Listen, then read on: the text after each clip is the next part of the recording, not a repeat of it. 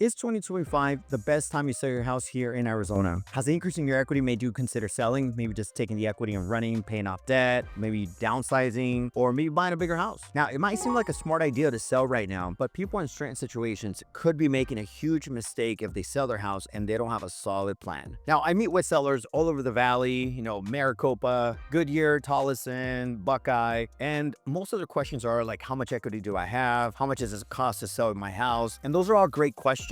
But to be honest, when I dig deeper, sometimes I find out that it might not be a good option for them to sell. Now, before we dive in, guys, please click on the link below if you would like to schedule a 30-minute call to see if selling is a good option for you, or maybe buying a house here in Arizona. Also, subscribe if you want to get more videos about Arizona, if you want to get honest, real tips about buying and selling. No hype, just honest advice, just help you move forward.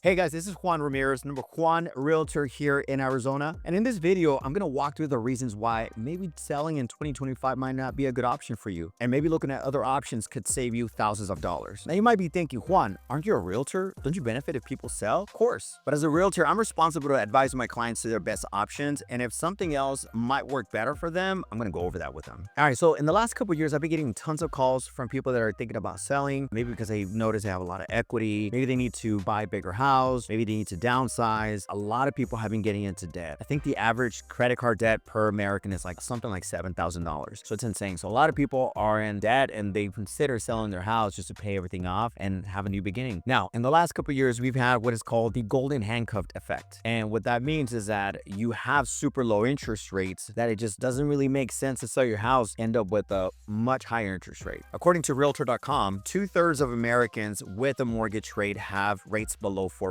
And if you end up selling right now, you're probably going to trade that super low interest rate for a 7 or maybe mid-6 interest rate. Now, from 2020 to 2022 or mid-2022, well, we noticed a lot of people were doing that, and it made total sense, right? You had a 4.5% interest rate on your current 4-bedroom, 2-bath, and you went down to like a 3%, remove PMI, and all of a sudden you have this huge ranch with an acre property, and the payment's almost the same. So we had a lot of people in that situation where it just made sense to sell and then buy a new property, either move up or downsize. But now it's a completely different market. All right, so let's start with downsizers and empty nesters that currently have a low interest rate. Now you might think downsizing might save me money, but to be honest, there's a catch. Smaller homes have gone up in value because a lot of investors jumped into our Arizona market and bought these homes because they were easy to rent. Also, a lot of young families were competing for them, so a lot of these prices went up and all throughout the valley. In the last decade, a lot of the builders stopped building these smaller starter homes. They were building McMansions or just luxurious homes because they had better profit margins. So it decreased our inventory when it came to these smaller starter homes. So let's say, for example, you end up selling your big house because you think you're going to save money. You have a super low interest rate, let's say 3%, and you go and buy a smaller home with a 6.5%. So you might end up with the same payment, even though, or maybe not the same payment, but the same expenses when you take everything into account. So maybe you'll save money on electricity, but you're going to have a bigger mortgage payment. So obviously this doesn't fit everybody's situation. So that's what's important, that, we have a 30-minute call. But overall, like people with a very low interest rate, I've seen where it just makes sense to stay in your house. All right, so next are the people that want more space. Now ask yourself, do you really need more space, or do you need to be more organized? If you get a new house, it's going to be a higher interest rate than your current rate, higher taxes, higher insurance, higher utilities, especially in today's market. Now, I don't know if you've seen all those TikTok videos of people complaining how their house poor because they bought a house and they didn't expect the insurance to go up as much as it did, taxes, and obviously they have higher utility expenses. So you just want to be careful you don't put yourself in that situation like that. Now, let's say you've organized your house, you did a yard sale, got rid of a bunch of things you didn't need, but you still need more space. Let's say like an extra bedroom because you had another child or family moved in with you. We could do different things. For example, you can get a home equity line of credit instead of getting rid of your low interest rate in your current mortgage, and use that money to be able to maybe add another room, add a casita. I mean, especially here with Arizona, with the laws changing, they make it a lot easier to add a casita, which could even be an investment for the future. Now, the next one is people who want to sell their house to pay out some debt. Now, look, I get it. Debt is heavy right now. In Q1 of 2025, we saw credit card balance in the US hit $1.18 trillion. That's crazy. The average balance per American is $7,300. $2,321. I don't know how you guys doing it, but selling to pay off your debt only works if you have a solid plan, because at the end of the day, you still need a place to live. So let's say you sell your house and now you have to go rent. Now, according to Apartment Advisor in Arizona, the average rent for a 3-bedroom, 2-bath was $2,399. So if you have a much lower payment, maybe going into a higher payment might not make a lot of sense, even if you get to pay a lot of your debt. Now, again, I'm going to go with the same option. Maybe considering a HELOC or equity line of credit might make more sense, because you're not messing with that lower payment you currently have. If you're able to take another loan, then you can actually pay off a lot of that debt. And yeah, the interest rate's going to be higher, but it's still going to be better than the 29% interest rate on credit cards, or, higher interest rate on your car payment, things like that. So if you do the math, it might make more sense. Now, you have to do this before you get yourself in trouble, because once you start having late payments, your credit's going to take a huge hit and you might not be able to refinance to pay off the rest of the debt. So I see a lot of people wait until they get themselves in trouble to take action. And when they take action, the only option is to sell the house. And you don't want to put yourself in that situation. Now, the last thing people don't consider when they decide to sell is that you have to pay, right now in this market, you have to pay the buyer's closing costs most likely. Well, you don't have to, it's negotiable, but every offer that I've been seeing lately has had a closing cost up to 3% because interest rates are so high. So in order to compensate for those higher interest rates, then you have to pay at least 3%. So let's say we're seeing,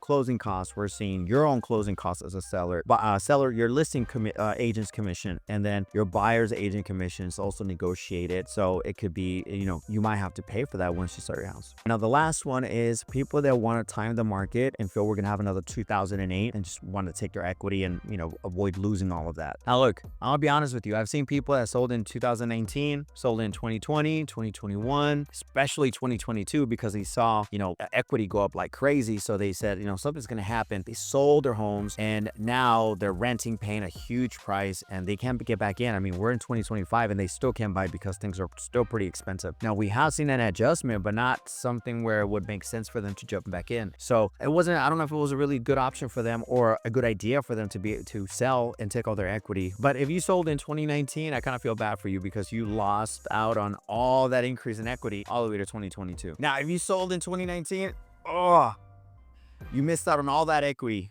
you could have had if you would have just waited. So because of that, I don't like to, advise people to sell their house if they think that's going to happen. Now, if they feel that they really need to sell their house, I'm not going to stop you. But at the same time, if you're just doing it because you think something like that's going to happen, trust me, I've seen people lose out on thousands of dollars because they thought we're going to have a 2008. So you just never know. You don't know what's going to happen. The real estate moves in cycles. So as long as you learn about cycles, then you might have a better idea to make an educated decision. But if you're just thinking that it's going to drop, I don't know if that's a good option. Now, again, it goes back to having a plan. If you have a plan, you could be making a good decision. Now, one of the things that one of my clients did recently, they bought this house 2019 and all of a sudden they had $200,000 in equity. So it made total sense to sell, but they sold this house that they fixed up. It was beautiful. I mean, honestly, this house was ugly when they bought it. It was nice outside, but the inside completely outdated. I mean, it looked like, I don't even know what it looked like. It was just pretty bad. But they fixed it up, made it look beautiful. And so they called me a couple years later and said, "Hey, Juan, I want to sell my house. Can you help us out?" I said, "Of course. Let's look at what you're considering doing." So when he told me what their plan was, they wanted a nicer, newer home. They had a 1970s home. They wanted a house that was, that kind of had the modern look, stucco. They wanted a 2-car garage because they only had a 1-car garage, and they wanted a pool. They also wanted a bigger house. They wanted more space. So they said, "We want to buy another fixer-upper," because they had, at that point, they would have the budget once they got the equity and they had the skills. They work in the industry. So I said, "Hey, let's look for another house." So I sold their home for top dollar, and then we found this amazing deal. Like, it was exactly what they were looking for, but it was at, like, I would say a 20% discount. It wasn't even that bad. It was just outdated. Now, we still negotiated, dropped another 10% on the price, and we got them an amazing deal. And they just sent me pictures recently. It looks amazing. They already have maybe $60,000, $70,000 in equity just on the things they've done to the house. So what I'm saying is, if you have a plan and you're going to sell and then maybe buy another fixer-upper, or if you're going to sell and invest that money into something that you're going to make more if it was just sitting there, then hey, who am I to stop you? But I just want you guys to understand that there's options for some of these things. You can't make decisions based on emotions. You have to really make sure you really look at all your options and make an educated decision. And that's what I'm here for. So again, if you have any questions, please send me a DM, or you can click on the link below. We could schedule a call and no commitment. We could just, give you some advice on what you can do, what options you have, and see if it makes sense. Now, you enjoyed this content, please subscribe. This is Juan Ramirez, and I'll see you on the next one.